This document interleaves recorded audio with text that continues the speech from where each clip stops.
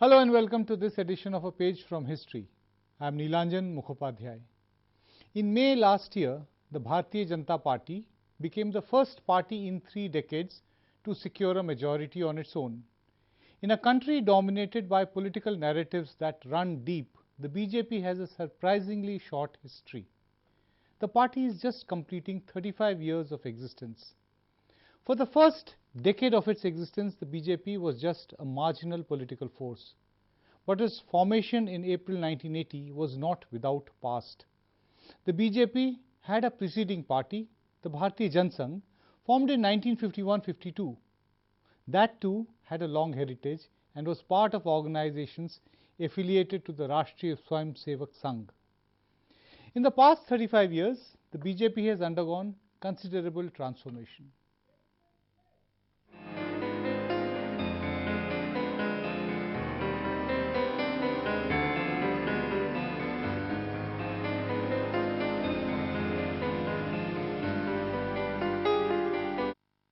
Leaders of the Bharatiya Janata Party have claimed that it has become the largest political party in the world, beating the Communist Party of China in the number game. To discuss the political narrative of the BJP, I am joined by a distinguished panel of experts. My first guest on this program is Ajay Singh, a very senior journalist, currently the editor of Governance Now, one of the reputed magazines of the country. First Post's editor, Sanjay Singh, another very remarkable journalist, someone who has actually covered the BJP for several decades, if I can say. And finally, I have P.K. Datta, political scientist, Delhi University, someone who has also written a very notable book at the time when the Ayodhya agitation was just about beginning to gain ground. Welcome to the program, all of you. Ajay, let me start with you to try to go back to 1980, try to get back a sense of what was really happening in Indian politics, the time when the Janata Party was crumbling. Indira Gandhi had staged a comeback. You had 2 clean factions. One was headed by the Jagjeevan Ram, where there was also Morarji Desai, and then the remnants of what was called the Jansangh group. And you had Charan Singh and his team of wannabe socialists, Lohiites. That faction was there. The BJP gets formed at that particular time. It's also the time, it was virtually immediately after, when the Janata Party decided to expel the Jansangh group because of this entire issue of dual membership. At that time, was there really any other option but to actually form a separate party? I know of an interesting anecdote about that time. What happened that when this issue came to a head, when BJP, not exactly BJP, when these BJS leaders, they decided to Jansangh group. They decided to part company with the others. Right. So at that moment, Advani approached Atalji, and he asked that we have no other option left but to form our own party. Right. Then Vajpayee said, "एक और party, अरे भाई ये मत करो, और अगर party बनाओ तो हम अध्यक्ष नहीं." So that was the anecdote. But after that, what happened that Advani and others realized that because of dual membership issue, Jansangh will not get primacy in the party. So that was the reason they have no other option but to form their own party. So that was the context in which this party was formed. Right. Yeah, that is the story. Right. Sanjay, Ajay has said this, that there was tremendous amount of skepticism within the Jansangh group.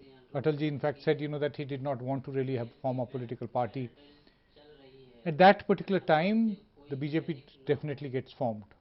What do you think that was really, led to the formation of the party? Could there have been some other move at that time? See, I don't think there was any other option left for BJP, and that's what Mr. Advani writes in his book, My Country, My Life.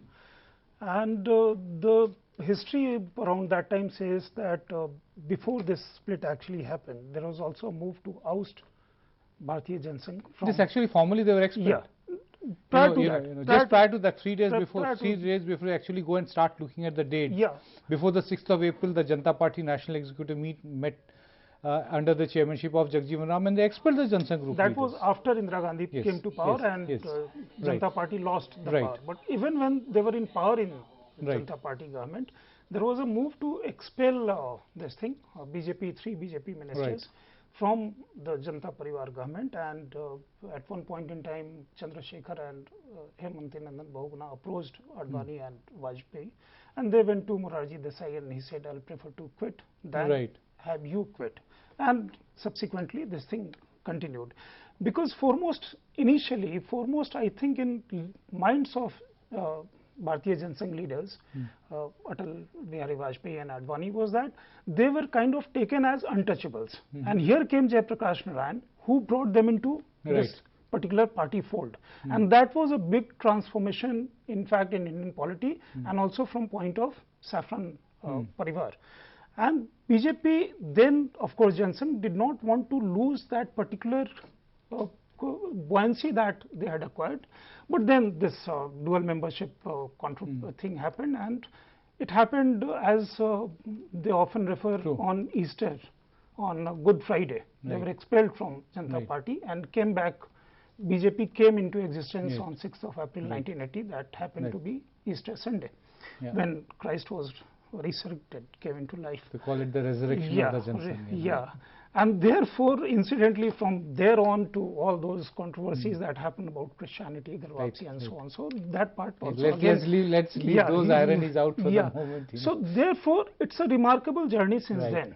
Some party which comes to power, truly, and 35 years never had in a country more like than 10% votes prior to BJP was formed, below 10% votes, and subsequently the next elections also. Then let me go to the political scientists among us. The BJP gets formed the day of resurrection, but anyway, leaving that aside. But they decide not to resurrect the Janata Sangh. They decide to have, or rather tilt more towards the legacy of Jayaprakash Narayan. If you actually go and look at what the BJP says, that 5 main points which they said is our commitment. It lists out nationalism and national integration, commitment to democracy, Gandhian socialism, which grabs the headlines. Because the perplexity of an idea like Gandhian socialism, value-based politics and genuine secularism, which has become one of the major cornerstones of the growth of the BJP in the last 2.5 decades. How do you look at it, that resurrecting the Janata Sangh, yet not also resurrecting the Janata Sangh, getting in people like Sikandar Bakht, who was vilified at a personal level by the various affiliates of the Sangh Parivar way back in the 50s. He had been from the Congress, been an associate of Subhadra Joshi. What kind of a political grouping was being attempted at that particular time? Right. Yeah, that's a very important and interesting question. I think there are 2 aspects to it. One is the general aspect which Sanjay pointed out. This is the kind of mainstreaming of the image of the party. So that you split from the Janata Party, or you're made to split from the Janata Party, but you claim an heritage to the Janata culture. So you call yourself Bharatiya Janata Party. So in that sense, in terms of the general sort of re-imaging of itself, it mainstreams itself. But there's also a kind of local aspect to it, which is more conjunctural. And that is, I think, they're still undecided about which path the party is going to take. Which is going to work. And there is, at that point of time, I think there is a certain dominant faction led by Vajpayee, which is looking for a soft, centrist, secular, quote-unquote, secular option, a secular by which is meant a kind of alliance with the Muslim minorities, with some degree of Gandhian socialism, and so on and so forth. And that, of course, as we know, comes to an end once the RSS pulls the rug under it and decides to back the Congress. And in 1984. 1984. That's already, the RSS is already working, and they fare very badly in the elections. And that is really what I think decides the conjunctural change. But on the other hand, what they now have a very important hold on is the mainstream. And so these are the 2 aspects, I think, which are responsible. Now, Ajay, what P.K. Datta is saying, that basically trying to still weigh options at what is going to work out best. Absolutely. Now, by the early 1980s, say 2 years after the formation of the BJP, there are still 3 main streams of what was the United Janata Party. You have the BJP, you have the Charan Singh group, you have the group of the remnant group, which is clearly headed by Chandrasekhar at that particular time. Now, in a situation like that, what do you think is the BJP was it trying to do? How much of the Jansangh legacy was it really trying to discard? No, if you talk about RSS legacy, I feel that mainstreaming has started way back in 75. Right. If you look at the transformation within the RSS, that was the time when Bala Sahab Devras was there, and he started induction of non-Hindus. So that was the first time when non-Hindus were inducted into RSS fold. So that was the time when RSS tried to change its composition, or RSS was open to other ideas. And that led to, otherwise it was very difficult for RSS to allow dissolution of BJS. At that point of time, and then get it merged into the Janata Party. It was really difficult decision. It was not easy decision. Right. So that was the time when mainstreaming of RSS and BJP started. So you think that what you're trying to argue is that we'll carry this point a bit forward in the conversation also, that the mainstreaming of the RSS really began with the decision to allow the merger into the Janata Party. So that is the time when RSS starts looking beyond its narrow confines and also starts reaching out to other political forces. Absolutely. So we'll take a little break at this time and then come back and resume this conversation. A major shift in the BJP was in 1986 when Atal Bihari Vajpayee was replaced by Lal Krishna Advani as party president. This was also the time when three important developments took place in Indian politics. First of all, the Rajiv Gandhi government nullified the judgment of the Supreme Court in the Shah Bano case. Secondly, the locks of the disputed shrine in Ayodhya was opened to devotees. And finally, Swedish radio put out this incredulous story claiming that kickbacks were paid to secure the Bofors deal. All these developments had a great impact on the further rise of the BJP. Stay tuned with us. Welcome back to a page from history. We are talking about the policies, programs and the growth of the BJP to mark its 35th Foundation Day. Sanjay Singh, before we went in for a break, we were talking about the time when Mr. Advani becomes a party president. Now when we go back and actually revisit the period, we find ourselves also inadequate because our interpretation of, especially of the media and especially of other people also following, was that Mr. Vajpayee was being sidelined, not really being fine-tuned with the constitutional niceties, whether a term was permitted or not, whether he had been sufficiently long enough. But at a time when people became party presidents and did not vacate the seat, it was seen to be a marginalization of Vajpayee. But yet, despite this, there was a great tectonic shift in the politics of the BJP, its direction, its tone and tenor, devaluation of the concept of Gandhian socialism. How do you look at that period? What is the real significance of Mr. Advani becoming the party president in 1986? See, before Mr. Advani becomes party president, another very important thing happens. That was 1984-85 elections. Right. Where BJP got only two seats. One from Gujarat, one from Andhra Pradesh. One from Andhra Pradesh. From a high during Janata Party government of 83 or 93 to again another 10 plus, and then from there to 2 when BJP and was humiliating defeat. Humiliating defeat. Atalji also Subsequently, lost. It was a huge challenge for the BJP leadership. Right. And particularly in light of what when on foundation somebody said, here I see next Prime Minister in Atal Bihari Vajpayee. And therefore, when Advani becomes party president, he has a huge challenge cut out for him. And then things happened somewhat fast, as the developments you said. Till then, Ram Mandir was not a political issue per se, in the sense it was there in political domain, but no political party was picking it up. Of course, Rajiv Gandhi went on for unlocking doors of closed doors of Ram Janam Bhoomi. Shah Bano, this thing had come. So Rajiv Gandhi was playing soft Hindutva on one hand and also appeasing Muslim hardliners on the other.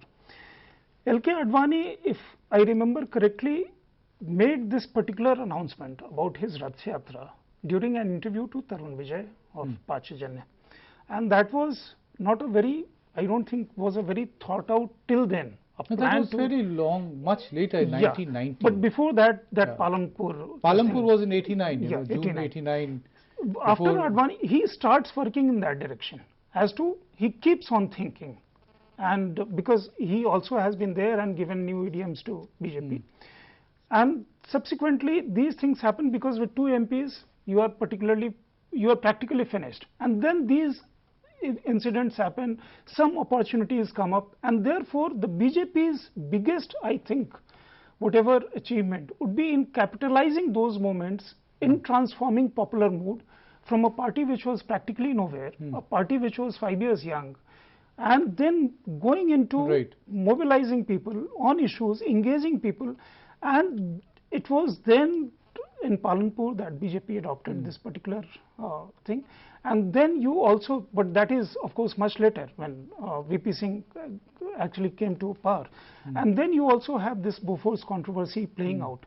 BJP played that out very well. So in next elections, when they happen, BJP suddenly from 2, they catapult to 84, 85. And then supporting for the first time left hand BJP supporting same government from outside. In fact, it was a very ironical situation where the National Front government, headed by VP Singh, PK Datta, was supported by the left from the one side and propped up by the BJP on the other side.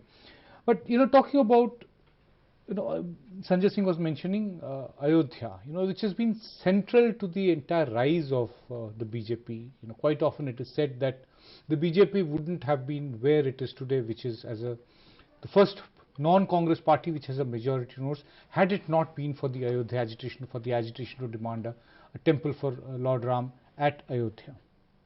Right from the beginning of this movement, Mr. Advani used to say this statement, because Advani, I use the word Mr. Advani's name because he was the one who was the most well-known and the most articulate, spokesperson of the entire movement. That this is not a movement only for a temple, this is a movement for the spread of the idea of cultural nationalism. Somebody who has actually very intimately studied and written about the entire political phenomenon that the BJP is, how do you look at what he said, that this is not a temple building agitation? Yeah, it's very important, that phase, because I think that's when the BJP embarks on its present course of action and in a way realizes what it stands for, which is basically the electoral wing, the political wing of a much larger agenda that they have, which is that of Hindutvaizing the country, because that is the ideology that is really motivating BJP, as it motivates the rest of the Sangh Parivar. And what the BJP stands for, and where they kind of finally find their footing, is to get this balance between electoral politics with an issue that will prepare the foundations for launching on their larger program of Hindutva and Hindutvaizing India. So I think that is absolutely critical. Now, I think the point that was which it came is, of course, the fact that electorally they are really in a big mess. And Vajpayee, they are in a big mess. You're talking electorally, in the 84 elections, and Vajpayee is discredited. That whole line is discredited. And on the other hand, what is, I think, a very nagging and very important preoccupation, which I think the RSS is forefronting, is that there is a possibility of their Hindu majoritarian constituency being taken away by the Congress. That is the real worry. It's a major worry. And the third aspect is that ever since the Janta period and the breakup of the Congress system, you actually are in a situation of a vacuum. It's sometimes coalitional, it's sometimes you're getting in that midway, sometimes a single party. But it's a condition of possibilities. And I think there the movement, they needed a movement to bring themselves into the forefront. And that is what happened through the Ayodhya movement. Quite often as journalists and as commentators, there was this talk that there was one section within the BJP which is not very comfortable with the fronting of the Ayodhya agitation, with the BJP taking a principal lead, adopting the resolution formally in the Palampur resolution in the National Executive in June in 1989 before the parliamentary elections. Mr. Advani's Somnath to Ayodhya agitation, a hugely controversial program, but yet which catapulted the party to where it is, taking it even forward from the 1989 elections to 120 seats in 1991. How important, or was there really any voice of caution within the BJP at that point? No, if you see the history of yes. RSS, BJP, BJS, it's Rajan earlier, it's earlier avatar. Yeah. So you'll find that these parties they did not have any experience in agitation, mass agitation. They gained experience by participating in JP's movement. Right. They gained experience by participating in Bofors movement. No, what about the anti-cow's daughter movement of the 50s and 60s? Did you feel that these issues could get this kind of resonance? Okay. They were not able to get this kind of appeal. It did not become really mass movement. Yeah, it was not a mass movement. So apart from these two movements, they didn't have any experience of this kind of agitational aspect. So what happened that when in 1989 Advani launched it, the party was adequately equipped to lead this kind of agitation. So that was one thing. And second, BJP was by and large considered to be an upper caste party in UP and all these Hindi heartland. But that was the time when BJP transformed itself and aggregated OBCs. Right.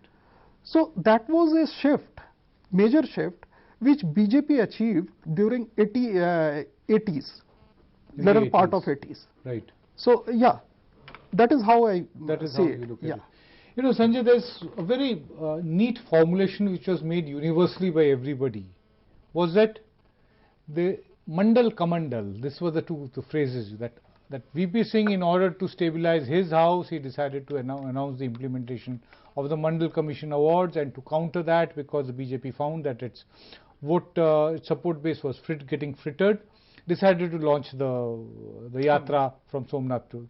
Do you agree in hindsight with this formulation that it was in reaction to Mandal Commission's decision of VP Singh? This formulation, I think, has some reality on the ground. Right. Or because if you see, BJP supported reservation. Right. Reservation is one issue which anyone at any point in time could not have probably protested. Opposed. Yes. They, in heart of heart, they opposed. In private conversations, but in public, they would not have been able to oppose for electoral reasons. Precisely. Then the point you were saying, Advani, I think, was also addressing to a more critical question by adding during his Ayodhya Yatra, not just limiting it to construction of Ram Temple movement, but also talking about pseudo-secularism and versus real secularism. Therefore, I think he was also addressing to that particular conflict, that BJP should remain confined to its core constituency, or as RSS would have wanted initially, and when BJP came in, established itself as a mass political party in 1980. So therefore, he had to come out with new idioms. He was not only appealing to religiosity of Hindus per se, but also trying to engage people on a broader basis, that this is actually a fight about secularism versus pseudo-secularism. And therefore, when he goes and goes on his yatra, there is huge appeal. Religiosity, of course, is there in Indian masses, and that manifests in so many ways. But also, this particular movement, Mandal and Kamandal that you mentioned, was also broadening BJP base, in the sense there was also some kind of social coalition was building up. Right. In the sense, upper caste, lower caste, that submerged that particular distinction between. If you look at the mix of the caste identity of the candidates in the 1991 election, you find a much wider social base of the BJP for the first time, much more wider than what was there in 1918, which was predominantly upper caste, if you would remember. We'll take another break at this point and then come back and resume this conversation. After the Ayodhya agitation, the BJP moderated its stance and was successful in running a coalition government for its complete tenure. The BJP is once again at the helm of a coalition, but it does not actually need these numbers of allies any longer. Stay tuned in, this program will continue. The Bharatiya Janata Party was carved out 35 years ago from the debris of the Janata Party. In this period, it has made a transition from being a peripheral party to a party of governance. P.K. Datta, if you look at the 90s, 1992 is the time when the demolition of the disputed shrine in Ayodhya happens. A development which does not yield the BJP any electoral results. If you look at the assembly elections which were held immediately after that in UP, Madhya Pradesh, Rajasthan and in Delhi also, the BJP could not stage a comeback in the way it was there in 1991. But this probably resulted in a realization within the BJP that it has to look at alternative strategies. Do you link this sentiment with the decision of Mr. Advani to step down from the leadership and appoint Mr. Vajpayee once again as the electoral mascot of the BJP for the 1996 elections, which led to the BJP forming the government for maybe just for 13 days, but at least being in power at the center? Yeah, there is a point of indecision over there again. And there will be points of indecision because BJP is an incredibly flexible organization and it's constantly fine-tuning working with, however, certain continuities that keep coming up. Right. I think, if you look at the Mandal, what does also happen is that it's not just the BJP broadening its base, it's also the BJP consolidating or attempting to consolidate its hold on the upper caste, together with the attempting to appeal to the new middle class that's coming up in the 80s. I think that is a very important feature, very important feature. And that becomes a critical feature in this phase. Right. How do they relate to the new middle class and to globalization and to all these other features? Now, as you very correctly pointed out, in the 90s, just after the 90s, there is a point of indecision because they built this huge agitation up against everything is gone. Yes. The riots have gone beyond what they wanted it to go. So there is a popular revulsion also against this. There's fear also that, it's just going to disintegrate the country. There's all that sort of fears are coming in. And they needed then to recalibrate their strategies. And clearly Vajpayee was a great fallback option because he didn't have too much support within the party. Advani had already consolidated through the mass movement. And at the same time, he was an acceptable figure for the middle class. Right. So I think that was, in a way, a great fallback option for Advani. Right. You think so that, that Mr. Vajpayee was actually a great fallback option, that somebody who's acceptable to the middle class, which talks about the basic core issues which the BJP has done, but maybe not to that extent which was done under the leadership of Mr. Advani? No, Vajpayee was acceptable to all, in fact. Right. At that point of time, it was the general impression was that Vajpayee is acceptable, and Advani had developed an image of a hardcore Hindutva guy.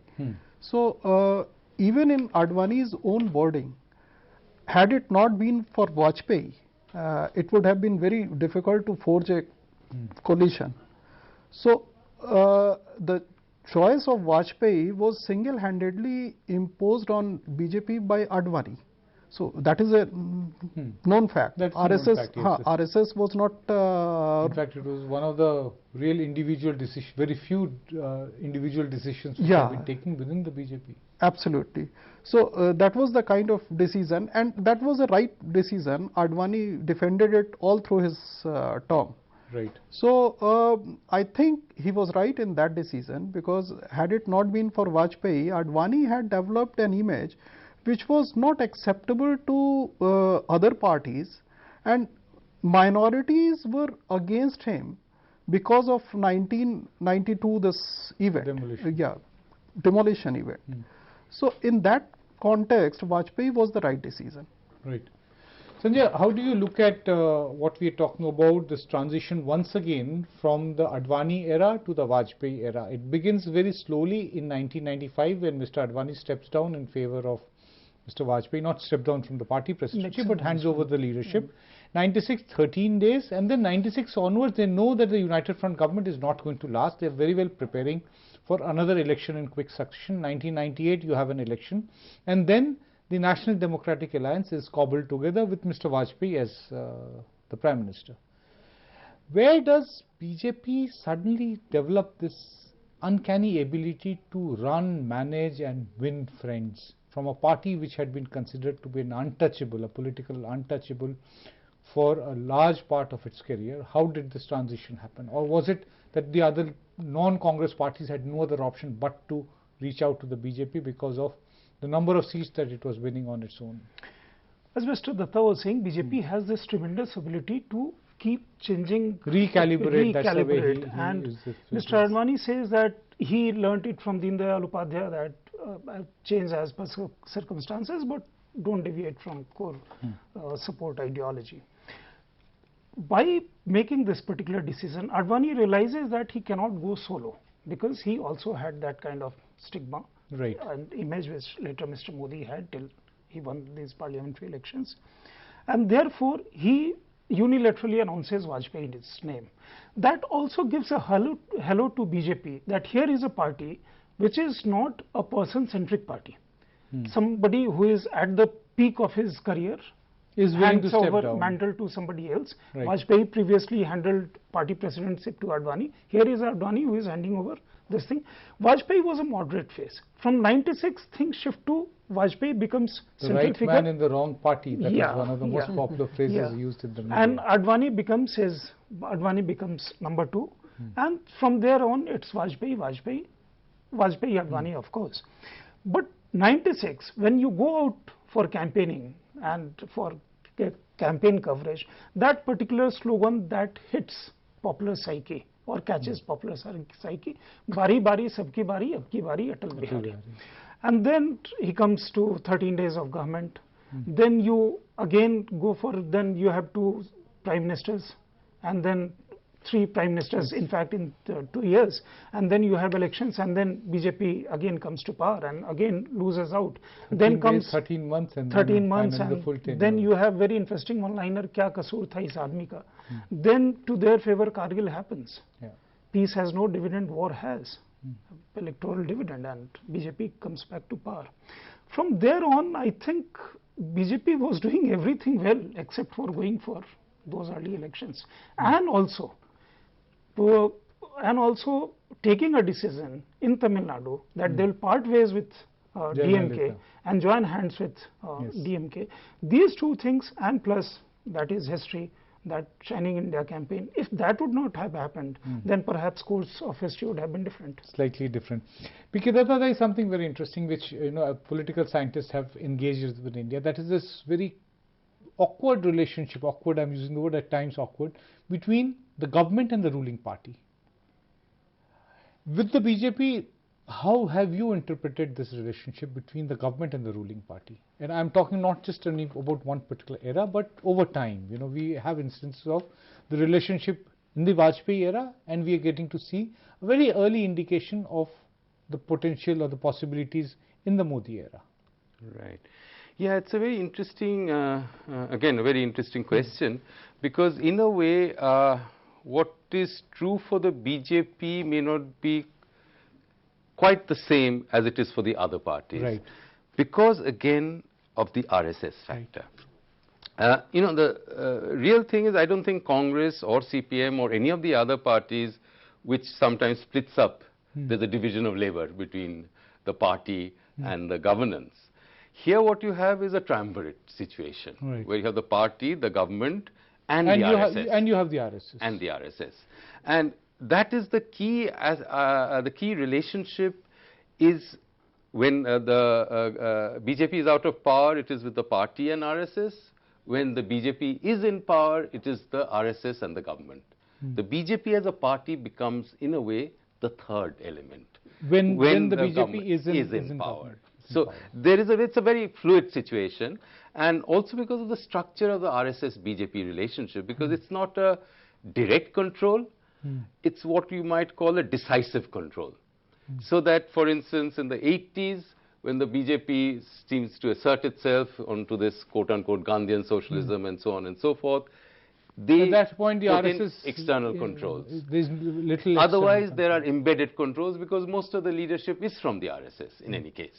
So there are different kinds of control, but they give enough autonomous space to the BJP to figure out your monthly and your half-yearly strategies, as it were. Right. It's not a daily monitoring. It's not a daily monitoring. It's not actually what is the most popular headline, Big Brother is in Nagpur. It is not really Big Brother. Or rather, it is a very convenient twin which keeps an eye on you while you do your business. It's not quite a twin. After all, it's the mother organization. So it's not quite a twin. I mean, it is, at the end of it, the BJP has to return, and that's what gives the continuity. When you say the mother organization, I'm reminded of this famous statement which Mr. Vajpayee had made when he had gone to New York and when he was Prime Minister. Once a Swayam Sevak, always a Swayam Sevak. I just think, how do you look at, this is one of the most interesting things what I was asking, the relationship between the party and the government. Quite clearly, it's completely different from what is there in the Congress or what used to be there between the CPM when it was in power in West Bengal and Kerala.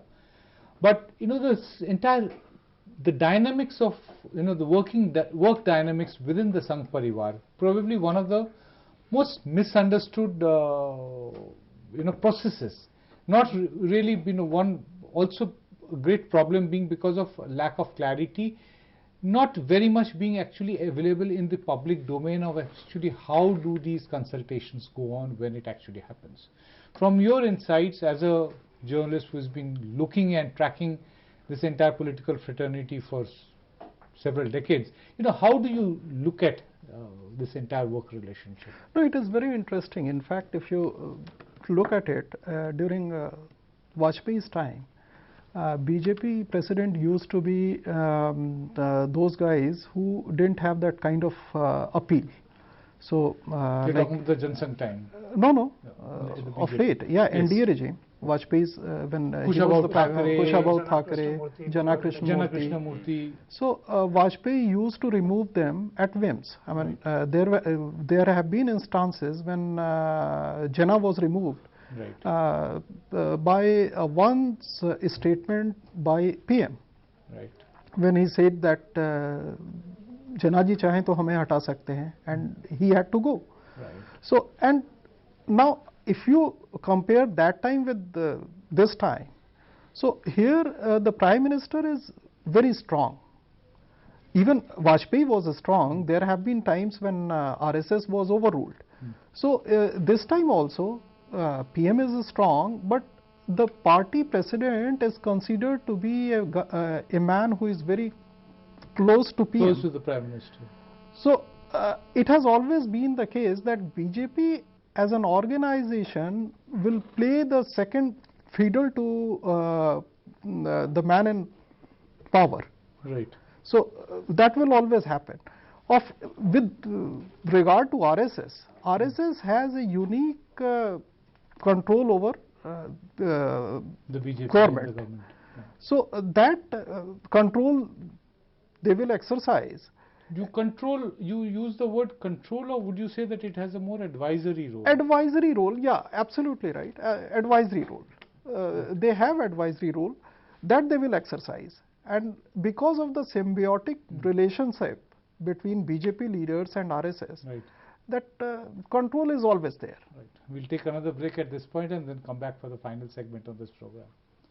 The BJP lost unexpectedly in 2004, and Vajpayee attributed the loss to many mistakes made by the party. But the comeback of the party has been stunning. Adversaries can disagree with the party and its principal mascot, the Prime Minister Narendra Modi. But there is no denying that in the parliamentary polls held last year, he completely dominated the proceedings. Be with us. We will return for the last segment on this episode. Welcome back to a page from history. 35 years ago, the BJP was formed, and the event was marked by a conscious decision to steer clear of the Jansangh legacy. Today, the wheel has come full circle. Sanjay Singh, however restricted we keep our questions on when we are discussing the BJP, we find that there's still many more that we need to keep on talking about. We cannot but talk about what is happening within the party, and it's very important to understand what we can now say. This is probably the beginning of the Modi era within the BJP, the BJP narrative. Quite often it has been said that in these general realm of things that it would have taken the RSS a lot of convincing to accept a person like Narendra Modi as the main electoral mascot. Do you agree with this viewpoint? See, to begin with, just now you were talking about Vajpayee and Right. Advani era then. And in Vajpayee, RSS found that here was a person whose projection or perception among public was larger than life. Right. And thereafter they came out with that idea of collective leadership. Right. Until Modi catapulted on scene, third time victory. And therefore, see, this is a unique situation in Indian history and also in history of RSS, and the way RSS BJP dynamics perhaps worked out so far and may work out in future. Here comes out a man who actually prepares himself to become Prime Minister. Right. In Indian society so far it was considered that somebody who is overtly kind of ambitious about his own ambitions is taken as a negative. Charan Singh perhaps was one example, but he went on to adopt all kinds of manipulative means to become Prime Minister. Modi goes on a different tangent. The RSS is aware of how Modi is actually planning and proceeding with his thoughts, but they were left with no option, because here was a person who embodied Hindutva per se. People used to say he is Hindutva poster boy. And Modi himself would talk about development. He would not talk about anything about Hindutva. He would talk about, of course, James Michael Lindog and Mia Musharraf and so on. Are you trying to say that they would not have had problems with the ideas of Modi, but basically with his work style? Yeah, initially. Right. But then here was a situation, it was kind of primaries. People, the cadre was so strongly it would have faced a revolt from below. Precisely. Right.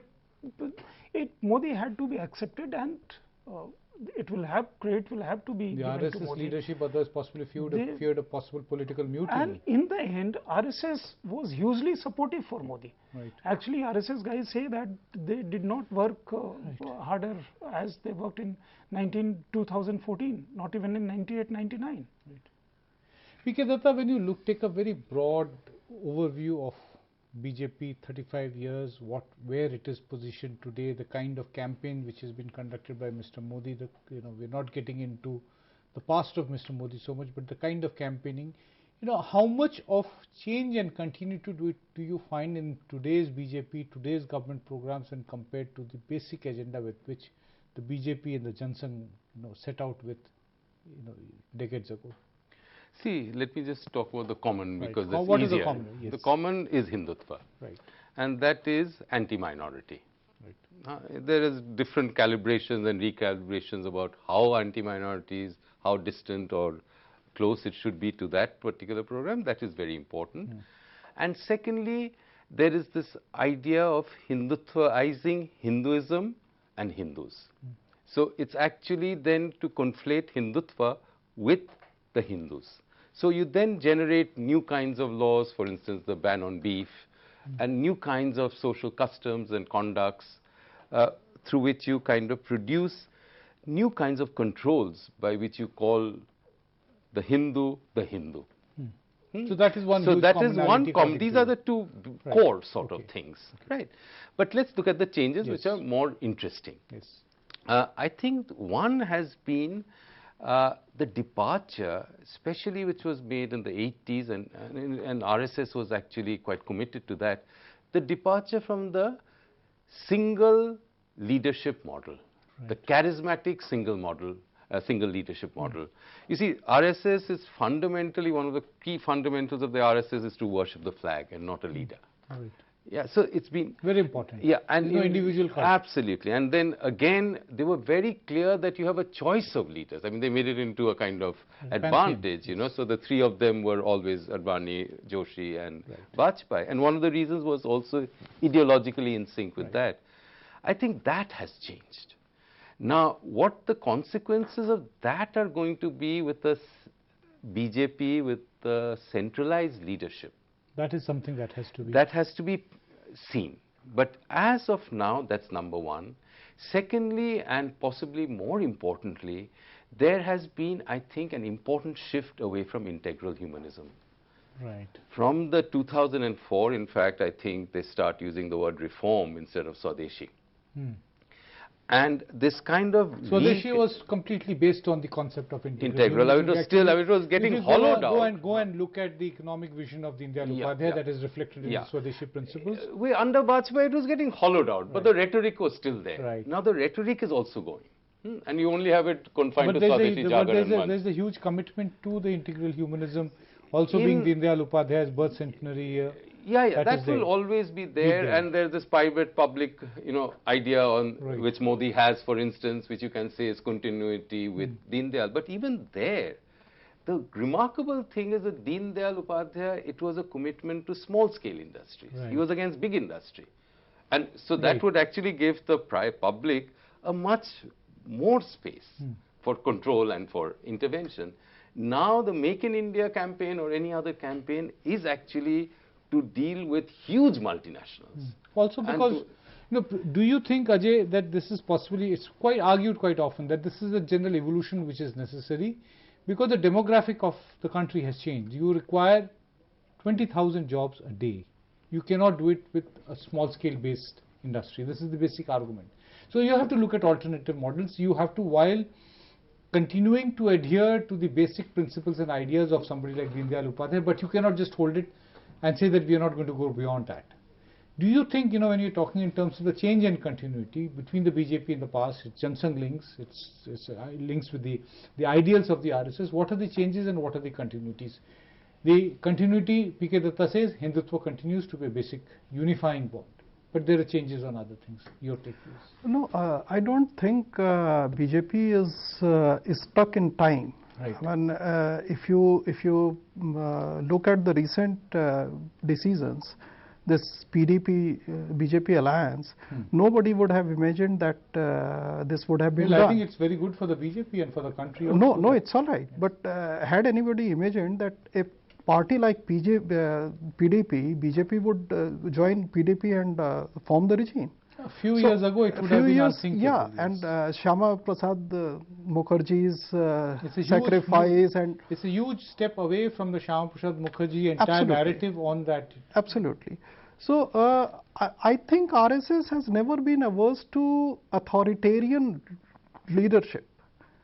If you ask RSS has not been averse to RSS has never been. Had it been so, Indira Gandhi would not have been the most adored leader of RSS. Okay. If you see, I mean, Indira Gandhi, they used to praise Indira Gandhi like anything.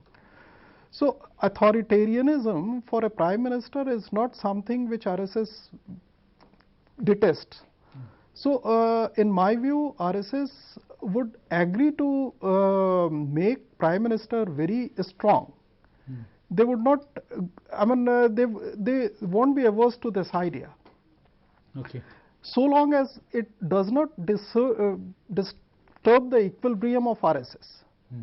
And I think given the kind of experience Modi has, given the kind of pracharak in Modi, I don't think Modi would be close to two decades within the RSS. If you look at it absolutely. in terms of the number of years, there's a fair amount of grounding which has happened within the RSS. So that those the basic traits, will not possibly go. Will not go. Yeah.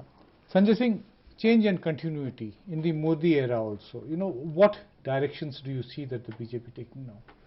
See, Modi. What has changed? What remains a continuum?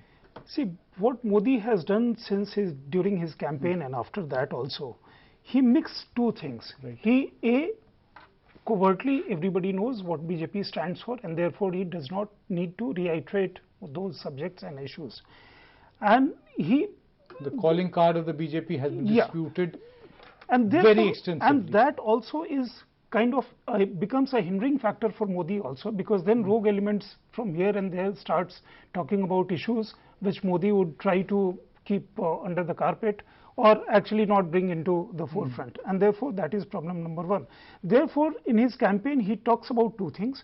A, economic nationalism broadly, and therefore also he addresses to the aspirational class, brings out a new middle class, brings out middle class, and talks about a whole lot of other things. And then when Modi comes to power, catapults to power, nobody had this kind of number, as you said in your opening remarks, 30 years after. And nobody would have imagined that BJP on its own would be able to get 280 seats, get a majority. So therefore, when he comes to power, he has also to keep continuity, and also the principal, one of the follies that Vajpayee government was talked about among the Sangh Parivar circles, that it completely alienated its core constituency, and therefore BJP keeps on pandering present day BJP to the core constituency also. Yeah, to core constituency also, but that becomes also a hindering factor. Then Modi has also to address, because this is also for the first time when BJP's control, party and government, control comes under same person, because Amit Shah in any case Modi is taken as Modi's shadow. Kushabha Thackeray would take commands, Jana Krishnamurthy would take command from Vajpayee, but then things are different now. For the RSS also, they are dealing with a very strong person. So basically what we are trying to say is that BJP is at the moment under a certain period of transition, a strong leader at the helm of affairs, and as P.K. Datta, you are arguing that we have to see that how this real transformation, how does the BJP go ahead from a single leader, from a collective, which it has been its style so far. So thank you for coming and joining me on this program. It's really been wonderful to have the three of you here. These are still early days to start talking about the future of the first ever BJP majority government. The transformation of the BJP has been dramatic. The party has dominated headlines in recent years. It has also consumed huge amount of space on social media. But beyond this, there's a huge amount of fine print that has to be comprehended in order to understand the BJP and its politics slightly better. We hope this program has enhanced your ability to decode the BJP. Do give us your feedback and write to us. Our email ID is historylsTV@gmail.com. We will return next week. There will be another page from history and another panel of experts. Till then, goodbye.